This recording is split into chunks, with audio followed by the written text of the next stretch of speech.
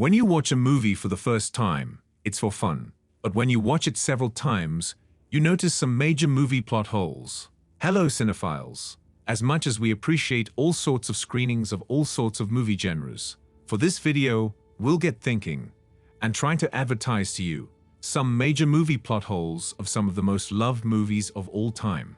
If you find a gap in our arguments, please drop your POV in the comments. And if you enjoy the video till the end, give us a like, share, and subscribe to the Screen News.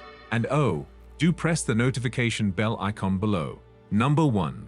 The Shawshank Redemption.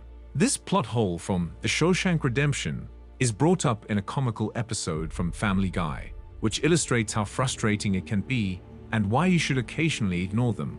The cops inside the prison are in the dark after Andy Dufresne pulls off his magnificent prison break in the movie's climax. The warden removes a Rita Hayworth poster from Andy's cell wall to reveal a large hole. However, it is physically impossible for Andy to have been able to change the poster exactly from inside the wall. Number 2. The Wolverine. A wealthy man whose life Logan saved during World War II brings Logan to Japan and offers to make him mortal as a token of gratitude. Logan struggles to accept it, citing the Weapon X program that provided him with his metal skeleton. However, Logan's immortality and constantly regenerating cells are genetic mutations. They were not bestowed upon him. Later, it is discovered that due to a cybernetic bug in his heart. How does it function? Never is that explained. The same may be argued because his claws can no longer cut through samurai swords, and how drilling into his bones could take away both his youth and healing element. Number 3. The Little Mermaid. In the dramatic third act of Disney's well-loved classic, the former mermaid Ariel is given legs so she can live among people, but at the price of losing her voice. The only thing Prince Eric remembers about the nameless mermaid who saved him from a shipwreck years earlier is her lovely voice, which poses a significant obstacle for Ariel as she tries to win him over. Ariel cannot tell Eric that she is the mermaid who saved him since she cannot talk, but surely she could have done so by writing him a letter instead. It makes sense that Ariel had no trouble writing since she entered her name on the contract after giving up her voice. Number 4. Harry Potter and the Deathly Hallows Part 2. In a lovely sequence, Harry muses on Snape's memories, particularly those about his mother Lily. In his final moments, Snape tries to convey to Harry who he truly is, a villain who becomes a good person out of love. This montage includes a clip that depicts the seconds before Lily was killed.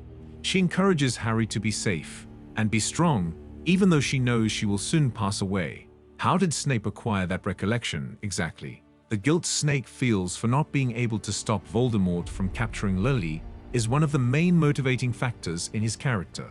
He didn't get to the house until Lily had passed away. So how did Snape remember Lily's final words? He wasn't even present when she died.